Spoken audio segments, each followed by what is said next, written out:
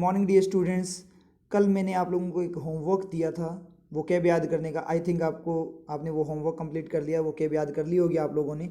तो आज की जो क्लास है वो थोड़ी अलग तरीके से अपने करेंगे। यहाँ पे है ना, मैं आपको वोकैब तो करवाऊंगा कंप्लीट एनालिसिस की, कैसे याद करनी है, क्या मीनिंग है, सिनोनिम एंटोनिम वगैरह सब करवाऊंगा। लेकिन उसी के साथ एक टाइप से आपकी चेकिंग भी होगी यहाँ पे, मतलब टेस्ट मान लो एक टाइप का आपका, कि जो कल होमवर्क दिया था आपको कितनी वोकैब याद है वो चीज़। तो सबसे पहले आपको क्या होगी, वोकैब शो होगी। तो आपको स्पीड में क्या करना है, जल्दी जल्दी उस वोकैब का मीनिंग बताना है। उसके बाद में मैं आपको क्या करवाऊंगा, एनालिसिस करवाऊंगा। जो लाइव प्रीमियर अपना चलेगा उसमें आप जल्दी जल्दी क्या करना, उसका मीनिंग बताना। तो यहाँ पे आपकी चेकिंग होगी कि कितनी आपको वोकैब याद है। तो एडिटोरियल कौन सा था अपना कल वाला, ओफुल साइलेंस, मतलब ओफुल का मतलब डरावनी, जो साइलेंस है मतलब चुप्पी बनी हुई है on India China stand of. और किस पे था, इंडिया और चाइना का जो स्टैंड ऑफ सिचुएशन बनी हुई है ना, करंट सिचुएशन, उसके ऊपर अपना एडिटोरियल था।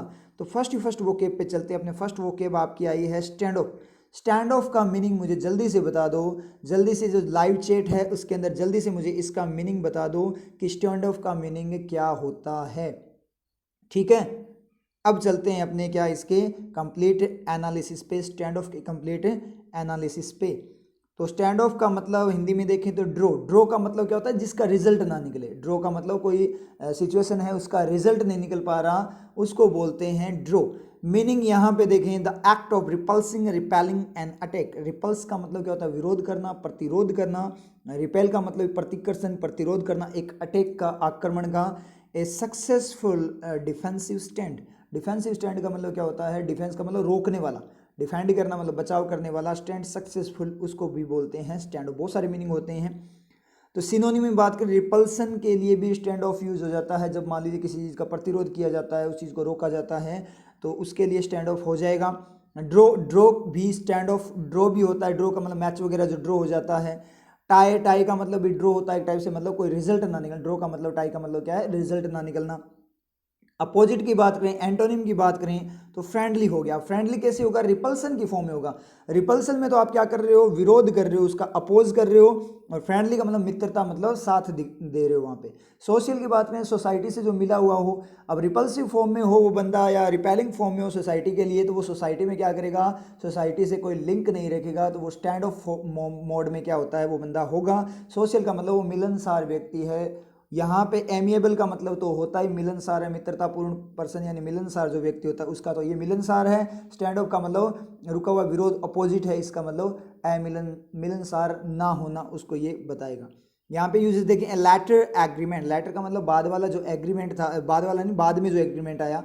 लेटर का मतलब बाद में जो एग्रीमेंट आया। एंडेड द स्टैंड ऑफ, उसने एंड कर दिया किसको, स्टैंड ऑफ। जो स्टैंड ऑफ बना हुआ सिचुएशन बनी हुई थी ना, इधर से अटैक ना उधर से अटैक, और कोई कंट्री के लिए यूज हुआ ये ना, इधर से अटैक ना उधर से, लेकिन सिचुएशन बनी हुई थी कैसी, battle type, war type situation, तो उसको क्या कर दिया, एंड कर दिया। एडिटोरियल में आपका आया था स्टार्टिंग हेडिंग ये आपकी, on India China stand of. India China के स्टैंड ऑफ पे ये आपका एडिटोरियल हेडिंग है ये। यहाँ पिक्चर में अपने देखें तो ये पिक्चर दे रखी है, यहाँ पे देखो सोल्जर्स कुछ दिखाई दे रहे होंगे आपको। इंडिया चाइना स्टैंड ऑफ पे ये आपका, ठीक है। China continues to build camps near Pangong Tso lake. वहाँ पे क्या कैंप वगैरह तैयार करती हुई दिख रही है आपको, चाइना की आर्मी वगैरह स्टैंड ऑफ में वहाँ पे क्या है, खड़े हुए हैं। ये आर्मी वगैरह आपको दिखाई दे रही है। तो ये आपकी क्या, पिक्चर से पता लग गया। इसको ध्यान से देखना, आप इसको बोल सकते हो स्टैंड ऑफ चल रहा है। ये तो आपकी याद वैसे ही हो जाएगा कि इंडिया चाइना के बीच में अभी क्या है, स्टैंड ऑफ है, कोई एक्शन नहीं लिया जा रहा। किसी को भी बता दो, घर वालों को बता दो, ये तो बता सकते हो आप घर वालों की। अभी पता है क्या कि ये कोरोना वाली दिक्कत तो है ही एक, आज बोल देना कि कोरोना वाली दिक्कत तो है ही है, एक और मुसीबत आ गई, इंडिया चाइना का स्टैंड ऑफ हो गया यहाँ पे। अब समझ नहीं आ रहा क्या करें, इस तरीके से भी यूज़ कर सकते हो, समझ में आया चीज़। और कई बार घर में भी स्टैंड ऑफ हो जाता है। कैसे हो जाता है कि मान लीजिए क्या होता है, कई बार मनमुटाव हो जाता है ना। जैसे मान लीजिए मम्मी ने डांट लगा दी, पापा ने डांट लगा दी, तो आप नाराज़ हो जाते हो, मुंह फुला कर बैठ जाते हो, तो वो भी तो स्टैंड ऑफ ही है।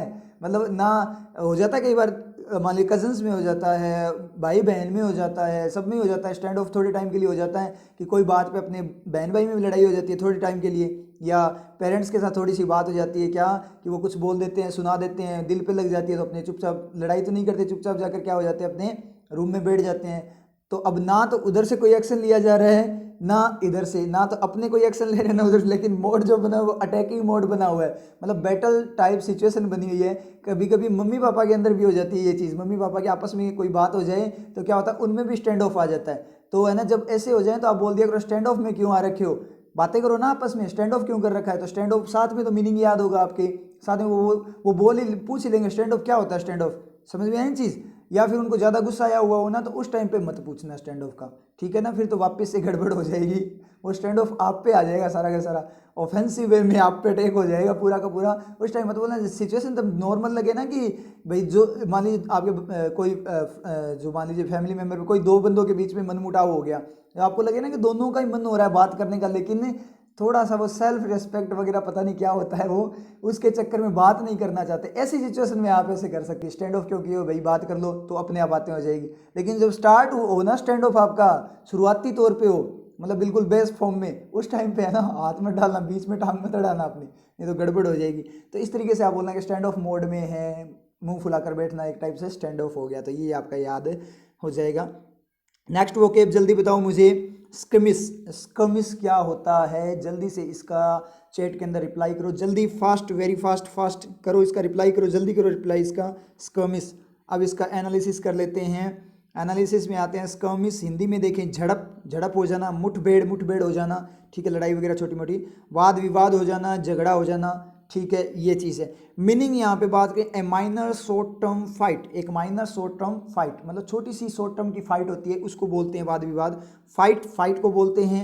बैटल, बैटल भी हो सकता है, छोटा बैटल की बात करें। क्लैश, क्लैश का मतलब क्या होता है, आपस में क्लैश हो जाना, क्लैश का मतलब आपस में मुठभेड़ हो जाना। एक टाइप से अपने हिंदी वाला क्लैश ले, उसका भी तो यही होता है ना, एक टाइप से हिंदी में जो क्लैश होता है तो वो उसका मतलब ही क्लेश करना, की क्लेश क्यों कर रहे हो, बोलते हैं ना घर पे क्लेश क्यों कर रहा है, ठीक है, तो मतलब लड़ाई झगड़ा, तो वो भी आप डायरेक्ट ले सकते हो। देखो हिंदी और इंग्लिश में सेम सही है, ये क्लैश, क्लैश का मतलब आपस में टकराना, ठीक है, वो भी क्लैश एक टाइप से झगड़े को ही बताता है हिंदी वाला भी, तो दोनों एक साथ ही हो जाएंगे यहाँ पे, वो कोई दिक्कत नहीं है। उसके बाद एंटोनिम की बात, अकॉर्ड, अकॉर्ड का मतलब क्या होता है, समझौता किसी के अनुसार। एग्रीमेंट अपोजिट बता रहा हूँ उसका, समझौता, वहाँ पे तो लड़ाई है, यहाँ पे समझौता है। काम, शांत, वहाँ पे लड़ाई है, यहाँ पे शांति है, तो अपोजिट हो जाएगा। यूजेज यहाँ पे देखें, द स्कमिस मतलब जो लड़ाई झड़प है, मुठभेड़ है। Could easily B, could easily B A case, वो एक इजी वे में एक केस हो सकता है ऑफ किसका, ए डॉग, एक कुत्ते का केस हो सकता है। चेजिंग इट्स ऑन टेल, क्या करते हो, अपनी खुद की पूंछ को चेज करते हुए। तो आपने कई कुत्ते देखे हैं ना, कुत्ता क्या करता है, अपनी पूंछ के पीछे पीछे भागता है, ये देखो स्पीड पकड़ रखी है इसने, चक्री बना हुआ है यहाँ पे, चक्कर खा रहा है कि नहीं खा रहा, चक्री बन गया एक टाइप से, तो ये चीज़ है। ये देखो कुत्ता, ये दिख रहा है ना आप लोगों को कुत्ता, तो ये क्या है, क्या कर रहा है, स्कर्मिश कर रहा है, अपनी पूंछ के साथ झगड़ा कर रहा है, समझ रहे हैं चीज़, मतलब उसको पकड़ने की कोशिश करता है ना कुत्ता, उसको खाने की कोशिश करता है अपनी पूंछ को, लेकिन उसके हाथ आती नहीं है वो, ठीक है। तो उस तरीके से आप, अब आपको गली में कहीं पे भी दिख जाए कुत्ता वगैरह ऐसे करते हो तो आप बोला करो, देखो वो स्कर्मिश कर रहा, वो देखो स्कर्मिश कर रहा, ठीक है। और घर पे भी यूज़ कर सकते हो, छोटी मोटी लड़ाई वगैरह हो जाती है, अब तो लॉकडाउन चल रहा है, सारे घर पे ही हैं, तो थोड़ी बहुत बात तो दिन में हो ही जाती है, तो बोल दिया करो कि स्कर्मिश होगी आज तो दिमाग खराब हो गया, तो स्कर्मिश होगी, इस तरीके से आप यूज़ कर सकते हो।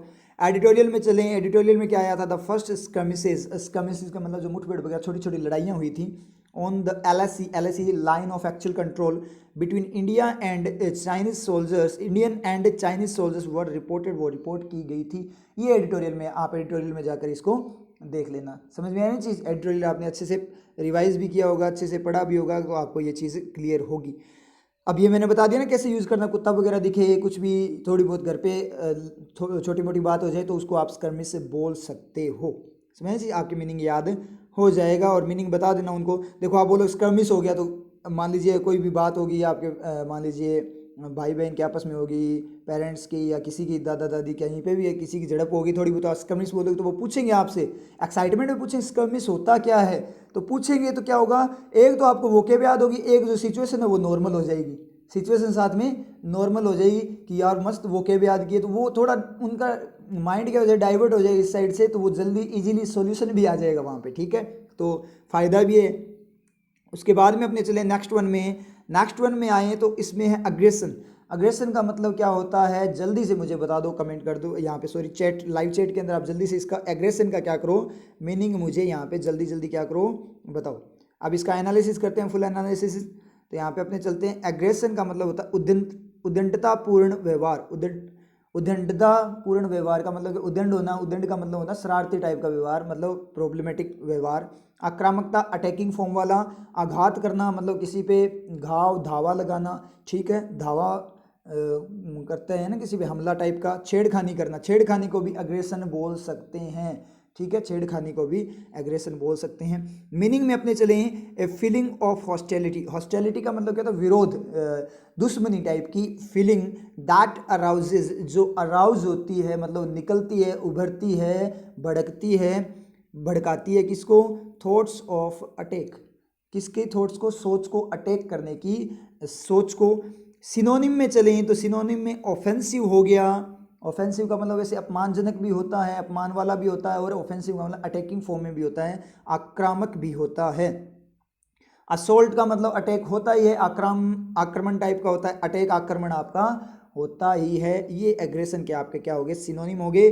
अगर इसके एंटोनिम देखें तो जेंटलनेस होगी, जेंटलनेस का मतलब क्या है, जेंटल, सज्जनता, सज्जनता बोलते हैं, सज्जन फॉर्म में होना, मतलब जेंटल उदारवादी फॉर्म में होना, मतलब गुस्सा वगैरह ना आना। एमिएबिलिटी की अगर मैं बात करूं तो एमिएबिलिटी का मतलब मित्रतापूर्ण या स्नेहपूर्ण, मिलनसार प्रवृत्ति होना, मतलब सही तरीके से फ्रेंडली बिहेव में बात करना। काइंडलीनेस का मतलब तो आपको पता ही है, दयालुता होना, एग्रेशन का अपोजिट हो जाएगा। यहाँ पे यूजेस देखें, फ्लाइटीनेस, फ्लाइटीनेस का मतलब होता है सनकीपन, सनकी होता है ना कोई बंदा कि यार इससे क्या बात करनी है तो सनकी है, मतलब चलते कुछ भी बोल देता है, वो होता है सनकी। इज द न्यू एग्रेशन, वो क्या है, एक नए टाइप का एग्रेशन ही है, अटैक ही है, क्योंकि सनकी होता है वो कुछ भी बोल देता है, एक टाइप का वो अटैकिंग पर्सन ही होता है। एडिटोरियल में देखें, the aggression with which they have dealt with Indian soldiers, ये पूरा सेंटेंस नहीं है, मतलब उसका पार्ट लिए जहाँ पे वो बोला गया था, तो आप पूरा सेंटेंस देखना हो तो आप एडिटोरियल में चले जाना। The aggression with which they have dealt with Indian soldier, aggression with which use हुआ एग्रेशन के लिए, मैंने बताया हुआ आपको, वहाँ पे देख लेना आप। और दे किसके लिए यूज हुआ था, चाइनीज सोल्जर के लिए, मतलब एग्रेशन, जिस एग्रेशन के साथ वो इंडियन सोल्जर के साथ उन्होंने डील किया था उससे रिलेटेड बात आपकी हुई थी। पिक्चर में देखें तो ये दो बच्चे हैं, ये एक बच्चा है, ये दूसरा बच्चा उस पर क्या कर रहा है, अटैक कर रहा है, नीचे वाला, मतलब दोनों की लड़ाई हो गई है। और ये केस तो आप लोग देखते हो, ये तो अपने होता ही रहते हैं। अब तो आप लोगों के साथ होता ही होगा जब आप लूडो खेलते हो, लूडो वाले गेम में होता ही नहीं होता, जो मतलब अब लॉकडाउन में बच्चे क्या कर रहे हैं, मैक्सिमम लोग क्या कर रहे हैं, सभी बच्चे क्या, बच्चे बड़े सभी क्या करते हैं, लूडो खेलते हैं। और चीटिंग, लूडो खेलो और चीटिंग ना हो ही नहीं सकता। किसी की गोटी कोई दूसरा चल देता, उसकी टर्न आई होती है, वो दूसरा चल देता, तब होती है वहाँ पे लड़ाई। तो ऐसा केस भी हो जाता होगा, श्योर है ऐसा केस भी होता होगा, क्योंकि चीटिंग होती है ना, हारते हैं तब, क्योंकि अपने अंदर चले जाते हैं, पूरे गेम के अंदर खुद को फील करने लग जाते हैं, और लास्ट में जब हारते हैं तो ये चीज़ें, मतलब आज वाले जो अब तक की तीनों वोकेब है ना, वो तीनों की तीनों वोकेब आपके लूडो के गेम पे जा सकती है, जो आप गेम घर पे खेल रहे हो उस पे जा सकते, कोई और भी गेम खेल रहे होंगे लेकिन ये झड़प होने के चांसेस होते हैं। तो ये सारी की सारी, जैसे एग्रेशन किया था, स्क्रिमिस किया था। स्टैंड ऑफ की बात करें तो जैसे मान लीजिए लूडो आपने खेला, उसके बाद में हार गए या फिर लड़ाई होगी आपकी, उसके बाद मुंह फुलाकर बैठ गए तो स्टैंड ऑफ हो गया, ठीक है। स्कर्मिस हो ही जाएगा, झड़प होगी थोड़ी बहुत, बीच बीच में झड़प होती रहती है, खेलते हैं तब, मतलब खेल छोड़ा भी नहीं जाता, मन भी करता है और साथ में लड़ाई भी होती है। और थोड़ा खतरनाक हो जाए ना, मतलब बहुत ज़्यादा बड़ी चीटिंग हो जाए और उस चीटिंग कारण अपने जीतते हुए हार जाएं, फिर ये वाला हो जाता है, कौन सा, अग्रेशन वाला। समझ में आई ना चीज़। तो ये भी आपकी वो कि एक गेम से सारी की सारी जो, मतलब अब जो चीज़ें चल रही है लॉकडाउन में, उसी से आपकी सारी चीज़ें क्या हो रही है, यहाँ पे क्लियर हो रही है, मतलब सारी वो के उसके साथ रिलेट हो रही है। नेक्स्ट वन में चलें, नेक्स्ट वन में जल्दी बताओ मुझे, सोबर का मीनिंग बताओ, सोबर, सोबर का मीनिंग यहाँ पे बता दो, सोबर क्या होता है, जल्दी जल्दी करो। अब चलते हैं इसके कंप्लीट एनालिसिस पे। सोबर का मीनिंग होता है तर्कपूर्ण, मतलब जो रीजन की फॉर्म है, रीजनेबल फॉर्म में, रीजनिंग की फॉर्म में बात करें उसको बोलते हैं, ठीक है। शांत गंभीर, शांत चित्त पर्सन, मतलब डीप थिंकिंग वाला, संयमी, संयम रखने वाला, समझदार, समझदार व्यक्ति को बोलते हैं सोबर। अगर मीनिंग यहाँ पे देखें, बिकम मोर रियलिस्टिक, क्या करो, ज़्यादा रियलिस्टिक बनो, यथार्थवादी बनना, ज़्यादा यथार्थवादी मतलब रियल चीज़ों को देखना, प्रैक्टिकल अप्रोच की बात कर रहा है, ठीक है, कि रियलिटी देखना कि दुनिया कैसी है, वो चीज़ होती है सोबर। रीजनेबल का मतलब होता है तर्कपूर्ण, अपने बात करें उचित, ठीक है। रियलिस्टिक यथार्थवादी, जो रियलिटी को लेकर चलता हो। रैशनल तर्क संगत, उचित, पर्याप्त, ठीक है, ये आपका सिनोनिम है। एंटोनिम में मैं जाऊं तो एक्साइटेड हो जाएगा, एक्साइटेड का मतलब क्या, उत्तेजित होना। अब सोबर तो क्या, शांत चित्त पर्सन है, बिल्कुल शांत स्वभाव का, सारी सिचुएशन को देखकर काम करता है, ठीक है, ऐसे एकदम से एक्साइट नहीं होता, ठीक है, चाहे पॉजिटिव हो चाहे नेगेटिव हो, ना तो एक्साइट होता है कुछ भी नहीं हो। नर्वस, अब ये एक्साइटेड तो पॉजिटिव में हो जाएगा और नर्वस नेगेटिव में हो जाएगा। और जो आपका सोबर होता है वो क्या होता है आपका सोबर, नर्वस का मतलब अपसेट टाइप का हो जाना, तो अपसेट भी दे रखा है। टेम्परेट का मतलब गुस्से टाइप का, उस टाइप का हो जाना, एक्साइटेड वगैरह। तो ये दोनों को मीनिंग ले रहा है। ये देखो, अगर अपने एक्साइटेड और नर्वस देखेंगे आपस में भी एंटोनिम है एक दूसरे के। नर्वस अपसेट मतलब नर्वस हो जाना बिल्कुल, और एक्साइटेड का एक्साइटमेंट, तो ये पॉजिटिव को बता रहा है और नर्वस आपका नेगेटिव को बता रहा है, हेजिटेशन को बता रहा है। ये आपस में भी एंटोनिम है और सोबर के भी दोनों एंटोनिम है। अब आप बोलोगे, अभी एक चीज ध्यान रखना, ये जरूरी नहीं है कि जो दोनों जो एंटोनिम या सिनोनिम आए वो आपस में भी सिनोनिम या एंटोनिम हो, वो उस पर डिपेंड करता है कि वो वोकेब कैसे कैसे यूज हो सकती है। एक बहुत बड़ी चीज़ क्लियर हुई है कि अगर सर एक्साइटेड का तो नर्वस अपोजिट होता है, फिर अगर एक्साइटेड सोबर का अपोजिट है, एंटोनिम है, तो नर्वस का तो सिनोनिम होना चाहिए था ना।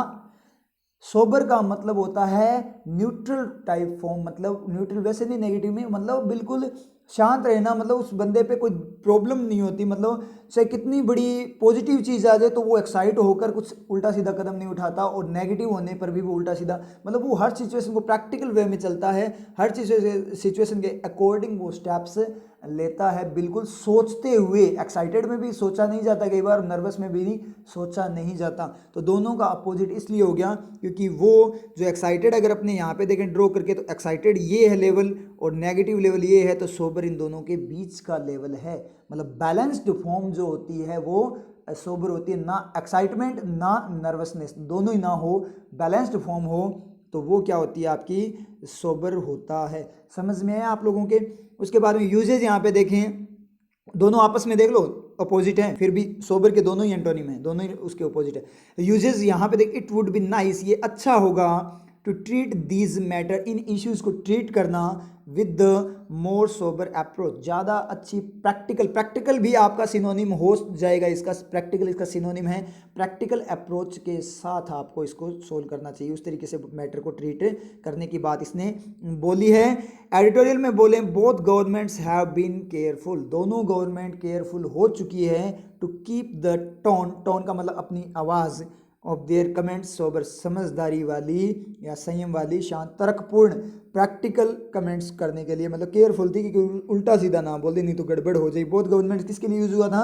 इंडिया एंड चाइना के लिए। एडिटोरियल में ये आप देख लेना। समझ में आई आप लोगों के। अब यहाँ जो पिक्चर उसमें लिखा हुआ है, टुडे आई एम स्ट्रोंगर, आज मैं ज़्यादा मजबूत हूँ, बिकॉज क्योंकि आई एम सोबर, क्योंकि मैं एक प्रैक्टिकल अप्रोच वाला बंदा हूँ, मैं हर चीज़ को प्रैक्टिकल वे में देखता हूँ, मैं ऐसे हवा में बातें नहीं करता, मैं हर चीज़ की डेप्थ में जाकर उसके बेसिक कॉन्सेप्ट को देकर क्या करता हूँ, चीज़ें करता हूँ। तो आप बोल सकते हो इंग्लिश के अंदर मैं अब स्ट्रोंगर हूँ। क्यों स्ट्रोंगर हूँ? क्योंकि पहले तो मेरे क्या होते फ्लक्चुएशन थे, कभी मार्क्स आ जाते थे, कभी बिल्कुल नेगेटिव, कभी तो मेरे आ जाते हैं नंबर, कभी मेरे आते ही नहीं, कई बार मेरे माइनस में भी आ जाते हैं, कई बार ज़्यादा भी आ जाते हैं क्योंकि रूल्स वगैरह के अकॉर्डिंग। लेकिन अब मुझे इंग्लिश में दिक्कत नहीं होती, मेरी क्या है एक फिक्स बन गए, मार्क्स मेरे आते ही हैं। क्यों? क्योंकि अब मैं सोबर वे में इंग्लिश को करता हूँ, प्रैक्टिकल वे में इंग्लिश को करता हूँ, रूल्स वगैरह रट के नहीं करता, उसके डेप्थ में जाकर उसके कॉन्सेप्ट्स मुझे पता है, इंग्लिश की वर्किंग मुझे पता है, इंग्लिश वर्क कैसे करती है, उसकी डेप्थ, उसकी जड़ें पता है मुझे, उसकी रूट पता है, इसलिए मुझे आजकल इंग्लिश में कभी कोई दिक्कत होती नहीं है। इसलिए मैं क्या हूँ, इंग्लिश में ज़्यादा स्ट्रॉन्ग हूँ। समझ में आया आप लोगों के। इस तरीके से आप इसको क्या कर लोगे, यूज कर लोगे। और लूडो के गेम में आपको करना है तो क्या करो कि है ना, आपको क्या करना है कि मुझे कुछ नहीं है, कुछ भी गड़बड़ हो जाए, मुझे सोबर रहना है, बिल्कुल सोबर वे में रहना है, बिल्कुल शांत रहना है, मुझे ना तो जीतने के बाद एक्साइट होना है ना नर्वस होना है। ठीक, कोई दिक्कत नहीं है, नेक्स्ट टर्न में अपने कर लेंगे, मतलब किसी भी वे में आप यूज़ करो। ठीक है, समझ में आ रही है चीज़। एग्जाम देने के लिए आप यूज़ करो तो बहुत ही अच्छी बात है। एग्जाम में मुझे सोबर वे में एग्जाम देकर आना है कि कहीं मेरे क्वेश्चन होने लग जाए अच्छे से तो मैं एक्साइटमेंट में स्पीड में करने लग जाऊं और छोटी छोटी गलतियां कर दूं स्पीड के चक्कर में, या फिर एग्जाम में मेरे से क्वेश्चन नहीं बन पा रहे तो मैं नर्वस हो जाऊं।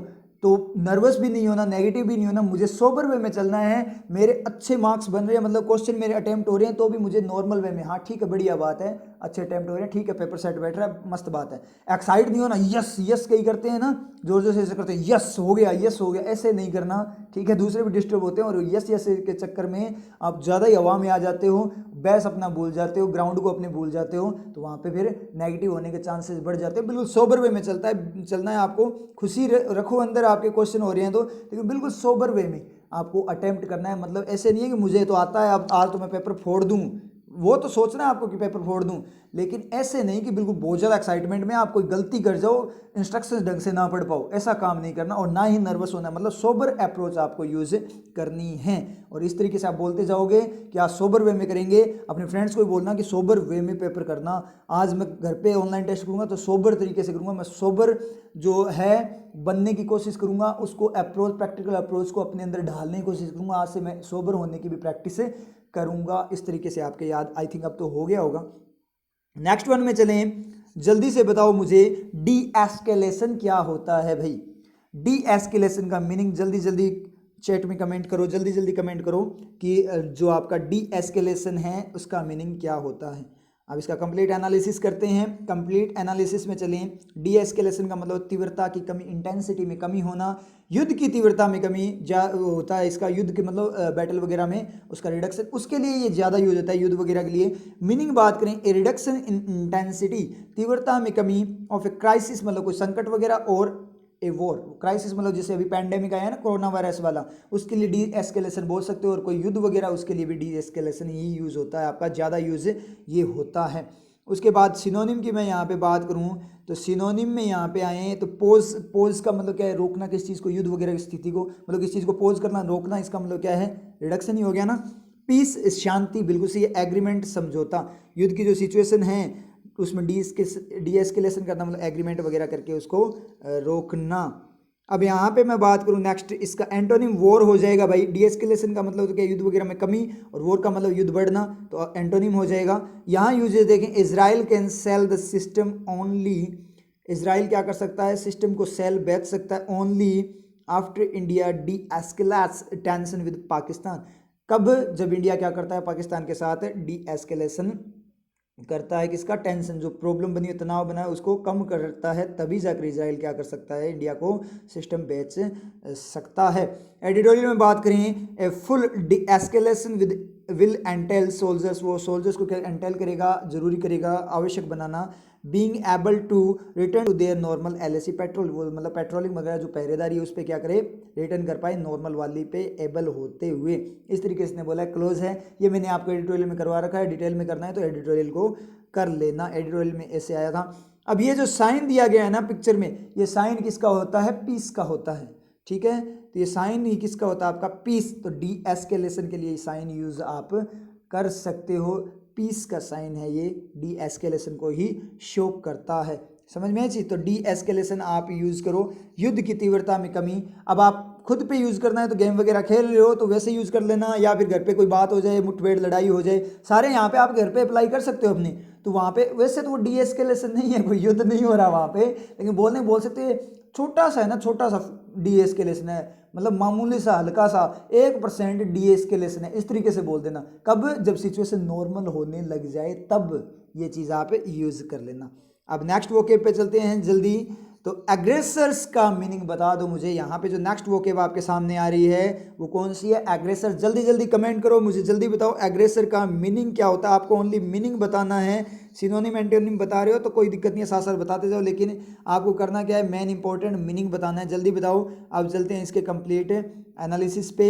एग्रेसर का मतलब होता है आक्रमणकारी, अटैकर, अभिधावक मतलब अटैक, धावा करने वाला, आक्रामक जो अटैकिंग फॉर्म में होता है वो बंदा। मीनिंग यहाँ पे बात करें, समवन हु अटैक्स, कोई पर्सन जो अटैक करता है, कोई भी पर्सन जो अटैक करता है उसको क्या बोलते हैं, एग्रेसर बोलते हैं।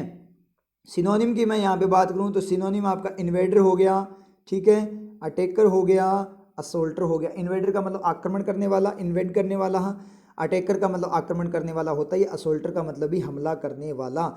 एंटोनिम की यहाँ पे बात करूँ तो डिफेंडर, अपोजिट। एग्रेसर का मतलब अटैक करने वाला, डिफेंडर का मतलब बचाव करने, रक्षा करने वाला, सामने से अटैक जो कर रहा है उससे रक्षा करने वाला, बिल्कुल अपोजिट सही है इसका एंटोनिम।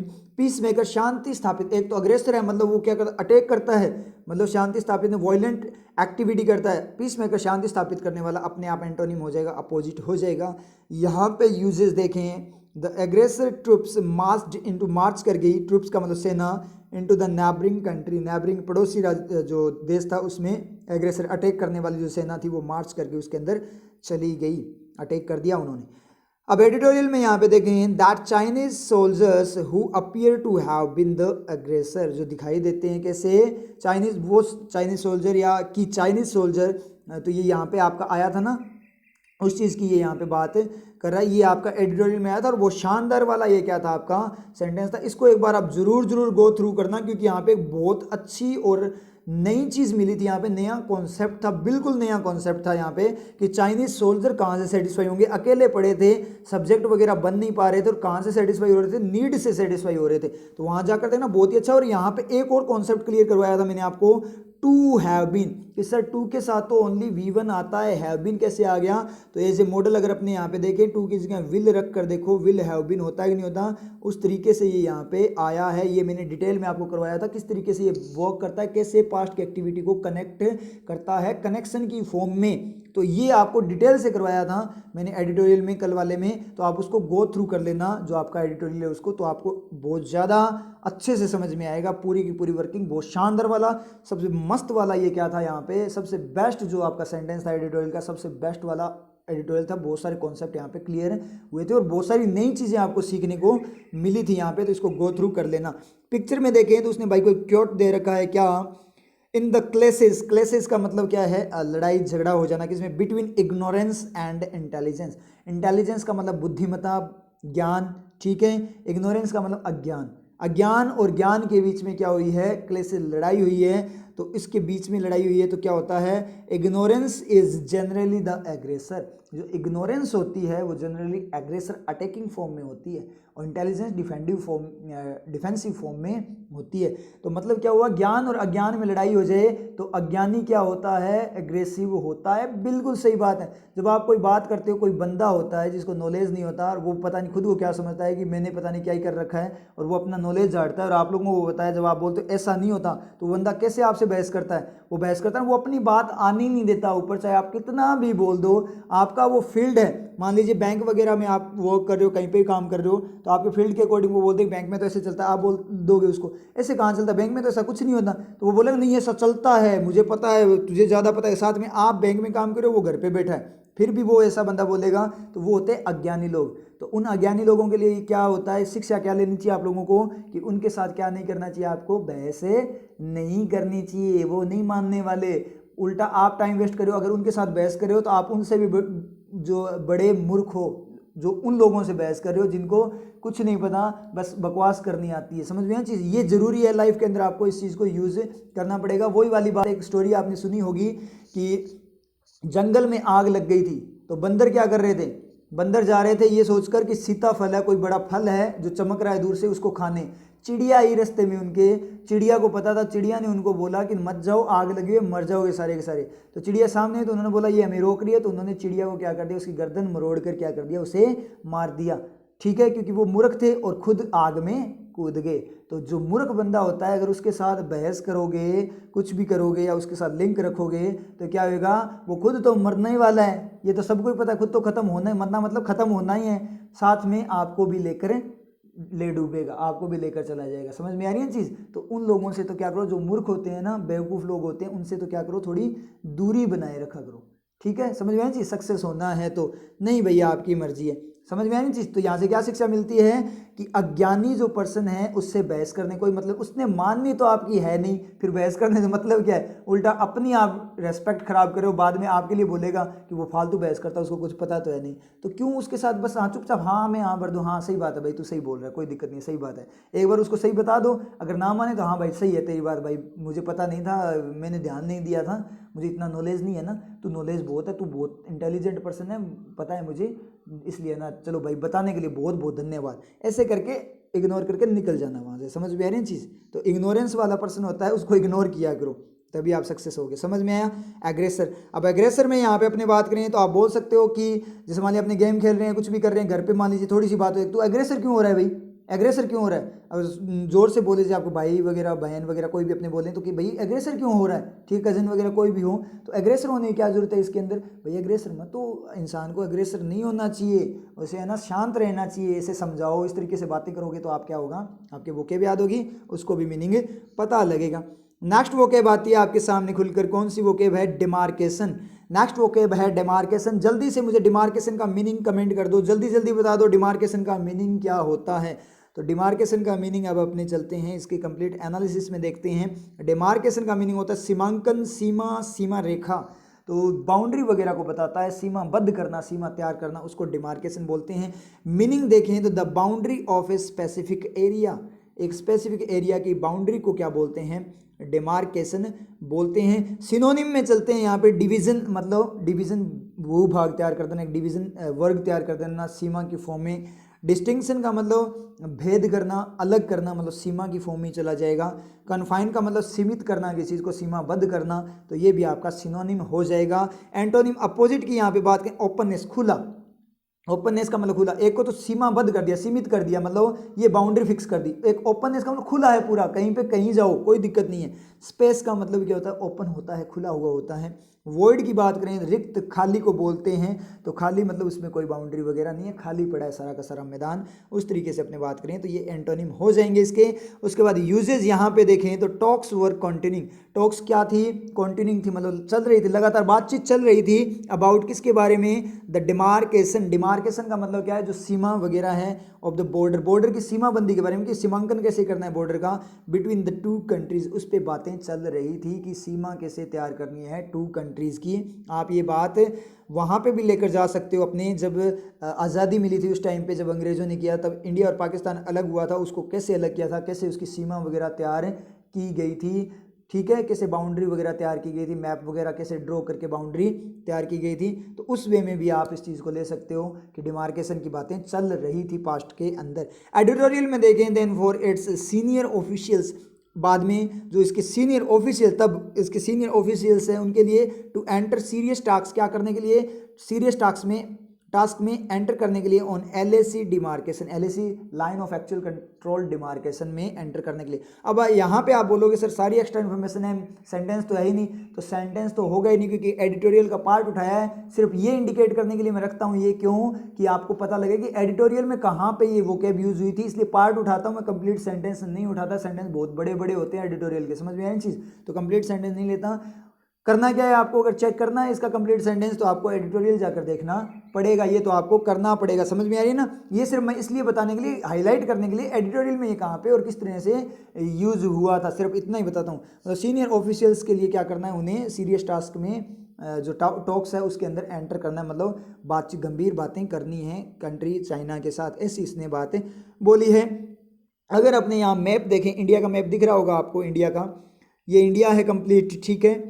ये जो आपका ग्रीन जो दिख रहा है वो है पीओके, पाक ऑक्यूपाइड कश्मीर, जो आज़ादी के बाद में जो आपका एक बार वो लड़ाई हुई थी, तब वो पाकिस्तान की मिलिट्री वहाँ पे पहुँच चुकी थी, ठीक है, तो वो उनके द्वारा कब्जा किया गया पार्ट है।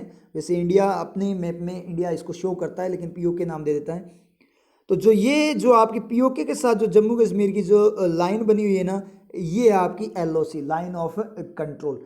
और इधर एक चीज़ और देखो, देखो उधर से पाकिस्तान ने कब्जा कर लिया था, इधर कुछ पार्ट है ना लद्दाख वाला। अब देखो, अब जो अपनी बात करें तो अब तो आपका मैप थोड़ा चेंज हो गया, मतलब लेह लद्दाख वगैरह क्या हो गई, अलग हो गया, ठीक है। जम्मू कश्मीर से दोनों अलग अलग जो आपके क्या हो गए, टेरिटरी बन चुकी है, ठीक है।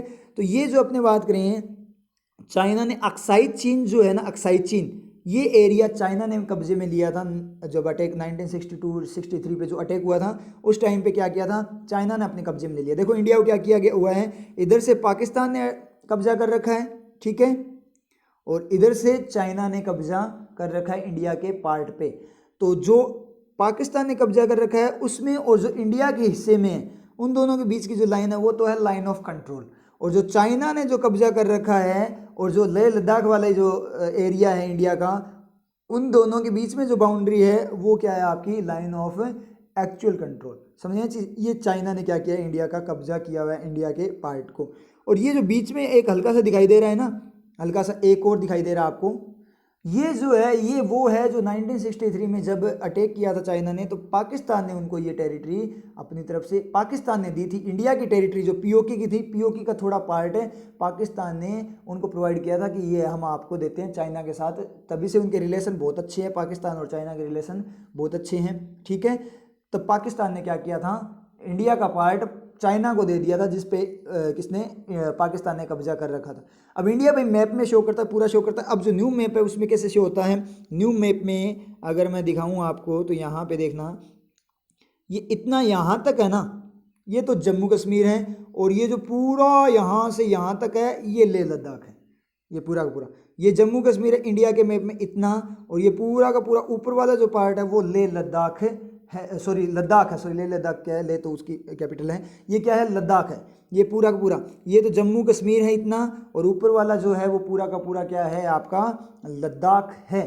तो जो जेके का थोड़ा सा पार्ट पीओके में आता है जम्मू कश्मीर का, और लद्दाख का इतना बड़ा पार्ट पीओके में आता है, और लद्दाख का ही पार्ट किस में आता है, अक्साई चीन में आता है, मतलब जो चाइना ने कब्जा किया हुआ है। आई थिंक क्लियर आप लोगों को समझ में आया ना। तो कौन सी है एलएसी, जो चाइना वाला जो कब्जा किया हुआ पार्ट है, जहाँ पे चाइना ने वहाँ पे है जो पार्ट को लिया हुआ है इंडिया वाला, और जो इंडिया है उन दोनों के बीच में जो बाउंड्री है वो है आपकी कौन सी, लद्दाख वाली, वो है आपकी LAC line of actual control. और जो LOC है वो जम्मू कश्मीर के साथ भी कनेक्टेड है और लद्दाख के साथ भी क्या है, कनेक्टेड है। और जो आपकी अक्साई चीन वाली है वो ओनली, पहले तो जम्मू कश्मीर कंप्लीट जम्मू कश्मीर था, तो दोनों जम्मू कश्मीर के साथ थी, लेकिन अब बात करें तो जम्मू कश्मीर के साथ नहीं है। अगर आपसे कोई बोल दें कि जो अगर आपके जीके में आ जाए, क्योंकि ये करंट अफेयर का एक क्वेश्चन बन सकता है, क्योंकि ये चीज़ चल रही है ना, कि जो LAC है, LAC में इंडिया का कौन सी जो अपने बात करें यूनियन टेरिटरी है या फिर कौन सा स्टेट है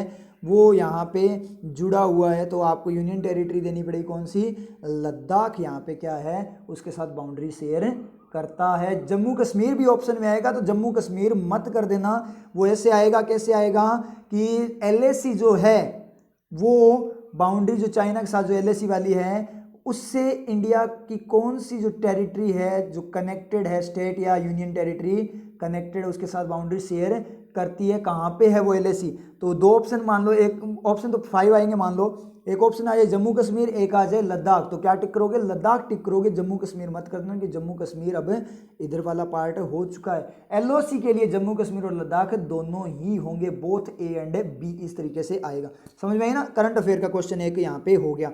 आई थिंक अब आपके लिए ये क्लियर हो गया, डिमार्केशन आपका क्लियर हो चुका है। नेक्स्ट वन पे चलें। नेक्स्ट वो क्या बात है आपके सामने, कन्फ्लैग्रेशन। तो जल्दी जल्दी कमेंट करो, जल्दी से बताओ कन्फ्लैग्रेशन क्या होता है, जल्दी से मुझे आंसर दो कि कन्फ्लैग्रेशन क्या होता है, फिर मैं इसके एनालिसिस पे चलता हूँ। तो जल्दी से इसका आंसर दो, कन्फ्लैग्रेशन क्या होता है। तो अब चलते हैं इसके एनालिसिस पे, कंप्लीट एनालिसिस पे। तो अपनी बात करें, कन्फ्लैग्रेशन का मतलब होता है अग्निकांड। कांड हो गया कौन सा, अग्नि वाला, दा संस्कार वगैरह यूज करते हैं ना, उस तरीके से दा का मतलब आग लगाना, प्रज्वलन, अग्नि, आग होती है।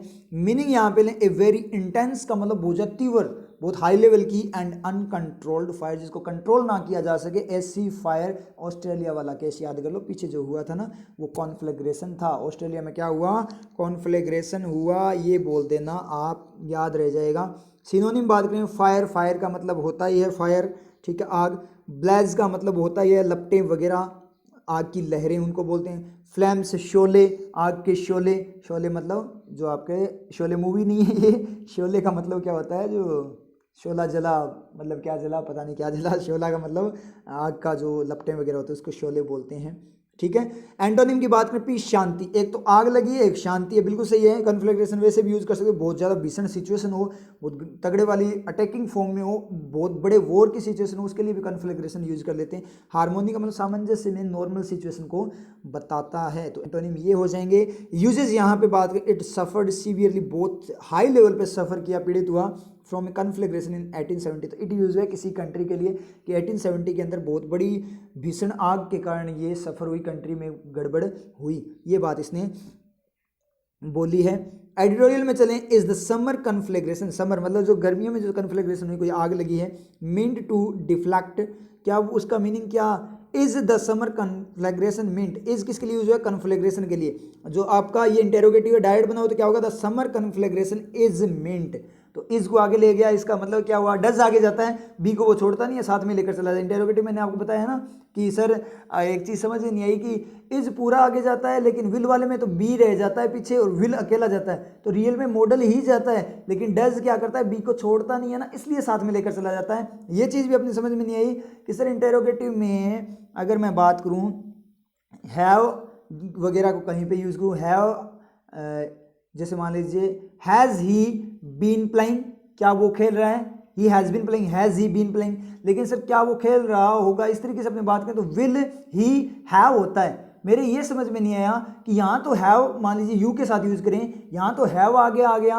और वहाँ पे क्या होता है विल आ गया था, हैव पीछे रह जाता। ऐसे कैसे, ऐसे कैसे, रियल में हैव नहीं आता आगे, रियल में डू आगे आता है, लेकिन वो हैव को छोड़ता नहीं है ना साथ में, क्योंकि आपको पता है ना डू हैव मिल जाता है, उसका छोड़ता नहीं है। डू बी के साथ मिलकर आर बन जाता है, फिर वो अलग नहीं होता, तो वो साथ में लेकर आता है। और विल उसको खाता नहीं है, तो वो साथ में लेकर नहीं आता, क्योंकि इंटेरोगेटिव मॉडल ही आगे आता है। तो हैव तो उसके साथ ऑलरेडी उसके अंदर घुसा हुआ है, मतलब दोनों एक दूसरे का मिक्स हो रखे हैं, तो अलग कैसे हो जाएंगे वो, कर दोगे क्या आप अलग। जैसे अपने बात करें दूध और पानी को मिक्स करके अलग कर दोगे क्या आप, दूध पानी अलग हो जाएगा क्या, वो तो मिक्स ही रहेंगे ना।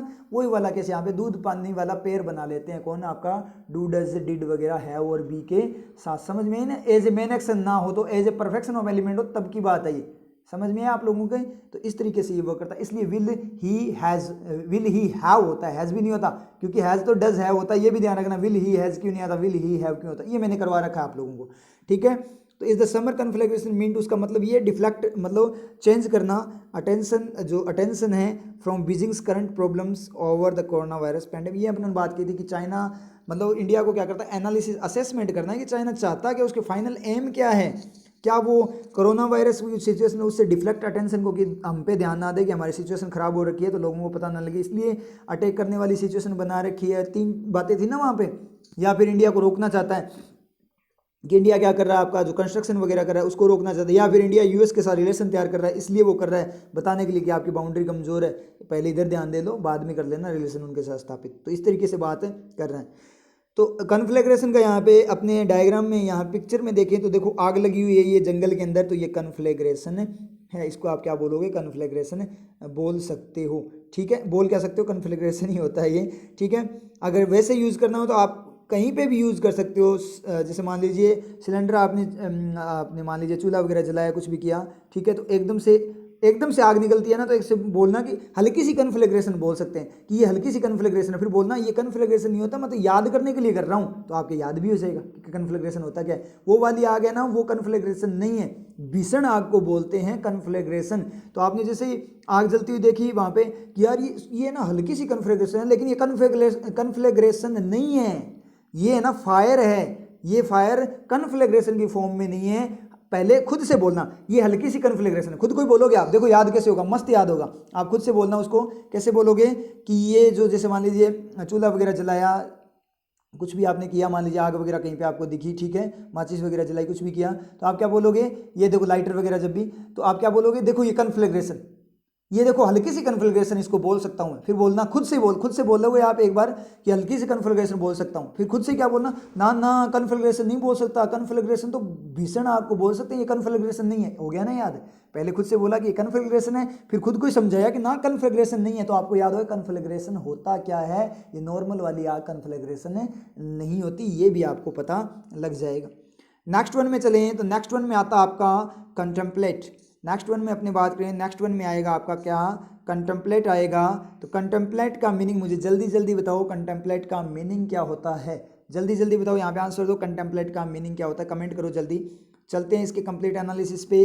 तो बात करें कंटेम्पलेट का मतलब होता है विचार करना, मनन करना, चिंतन करना, इरादा रखना, ये इसका हिंदी मीनिंग है। यहाँ मीनिंग देखें, ऑब्जर्व डीप इन थॉट, बहुत ज़्यादा डीप में सोच में, बहुत ज़्यादा डीप, बहुत गहरी सोच रखना, सोचना, ऑब्जर्व करना, उसको ध्यान देना, सोच में किसी चीज़ पे ऑब्जर्व करना, किसी चीज़ को ध्यान देना मतलब सोचते हुए। सिनोनिम की बात करें, कंसिडर करना, ध्यान देना किसी बात पे। एम इरादा रखना, इंटेंड इरादा होता ही है, मीनिंग होना, उससे मतलब रखना, अभिप्राय होना, तो ये सिनोनिम है। एंटोनिम यहाँ पे बात करूँ तो इग्नोर हो जाएगा आपका, इग्नोर करना मतलब ध्यान ना देना किसी चीज़ में। रिजेक्ट करना मतलब त्याग देना, उस चीज़ को रिजेक्ट कर देना, ठुकरा देना। फॉरगेट भूल जाना मतलब मनन चिंतन करना, एक तो सोचना, एक भूल जाना, ये एंटोनिम हो गए।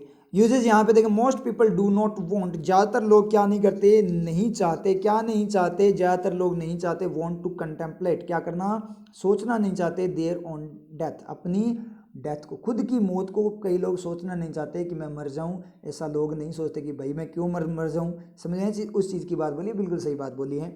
एडिटोरियल में बात करें, इट कंटम्पलेट्स, ये कंटम्पलेट करता है, विचार करता है, क्लोजर मैरीटाइम रिलेशनशिप, एक maritime relationship in the Indo Pacific with the US के साथ। कौन, इंडिया के लिए यूज हुआ था इट, तब उन्होंने बोला था ना, ये तीसरा रीजन था ध्यान देने का। पहले तो अभी अपनों ने किया था ना, डिफ्लेक्ट कर रहा है टेंशन को, ये तीसरा था कि ये बाउंड्री को बता रहा था चाइना उसको कि इंडिया क्या कर रहा है, जैसे कि इंडिया क्या कर रहा था, एज इट कंटम्पलेट्स, ऐसे था ना सेंटेंस कि इंडिया क्या कर रहा है, रिलेशनशिप तैयार कर रहा था किसके साथ, यूएस के साथ, मैरीटाइम मतलब समुद्री रिलेशनशिप तैयार कर रहा था, क्लोजर, उसको कंटम्पलेट, उस पर विचार कर रहा था, उसका इरादा रख रहा था। तो तब उन्होंने ये बताया कि भाई पहले अपनी खुद की जो सीमाएं हैं ना उनको संभाल लो, कि आपकी सीमाएं क्या है, वल्नरेबल है, कितनी वल्नरेबल, असुरक्षित है, तो ये भी आपका रीज़न हो सकता है, समझ भाई। अब यहाँ पिक्चर में देखे तो कुत्ता बैठा है भाई, सोच रहा है, विचार कर रहा है, बहुत ज़्यादा गहन विचार, बहुत ज़्यादा गहन चिंतन में है। तो ये क्या है, आपको चिंतन दिखाई दे रहा है यहाँ पे। तो अब बाहर कभी कुत्ता बैठा हो, कई बार आपने देखा कुत्ते भी सोचते हैं, कोई जानवर होता है वो भी सोचते हैं, तो आप उनको देखा करो कि देखो ये क्या कर रहा है, कंटेम्पलेट कर रहा है, देखो कुत्ता कंटेम्पलेट कर रहा, देखो कुत्ता कंटेम्पलेट कर रहा, उसके पास जाकर बैठ जाना, ठीक है, उसके पास बैठकर, और सोचने का तरीका आपको पता है ना कैसे करते हैं, हमने जो ठुड्डी होती है उसके हाथ लगाकर उसके पास बैठ कर और उसके साथ ही सोचना है, ले भाई तू अकेला क्यों सोच रहा है, मैं भी सोचूंगा तेरे साथ। लेकिन देख लेना भाई कुत्ता कैसा है, नॉर्मल आप जान पहचान वाला कुत्ता हो जो डेली आपके रेगुलर मोहल्ले में घूमता फिरता है, आपके साथ अच्छी बनती है, आप रोटी वगैरह देते हो उसको, उसके पास बैठना, किसी और के पास मत बैठ जाना, ठीक है ना, कंटेम्पलेट कर देगा आपका, समझ में आई चीज़। तो यहाँ पे सोबर बन जाना थोड़े से, समझ में आई, प्रैक्टिकल अप्रोच कर लेना कि वहाँ पे कुत्ता बेटा सोच रहा है, वहाँ पे पालथी मार के उसके बराबर बैठ गए, उसके सामने जाकर और ठुड्डे के हाथ लगाकर कोंदी नीचे मोड़कर उसके पास बैठकर बोले, हाँ भाई क्या सोच रहा है भाई तू, चल अपने दोनों साथ में सोचते हैं, वहीं पे सोचवा देगा सब कुछ वो आपको, समझ आ रही है चीज़, ऐसा काम मत करना, ठीक है ना। तो वो उस तरीके से याद करना है आपको, समझ, कंटेम्पलेट का मतलब विचार करना, समझ गए ना, प्रैक्टिकल वे में जाना, सोबर तरीके, सोबर भी याद हो गया यहाँ से, ठीक है, जो जान पहचान वाला कुत्ता हो जिसके साथ आपकी बनती हो, क्योंकि कहीं ये भी है कि है ना कुत्ता दिखते ही तो आप उसके पत्थर मारते हो, जब भी दिखा उसके पीछे भागते हो, तो वो वहाँ पे है ना बराबर कर लेगा सारा का सारा हिसाब, तो हिसाब लगा लेना, ठीक है ना, जैसे आप बनती हो ना उसी के पास बैठना, हर किसी के पास मत बैठ जाना। नेक्स्ट वन में अपने चलें, नेक्स्ट वन आती है आपकी कौन सी, कंसेंसस। कंसेंसस का मीनिंग बता दो भाई, जल्दी जल्दी कमेंट करो, जल्दी से कमेंट करो, बताओ कंसेंसस का मीनिंग क्या होता है।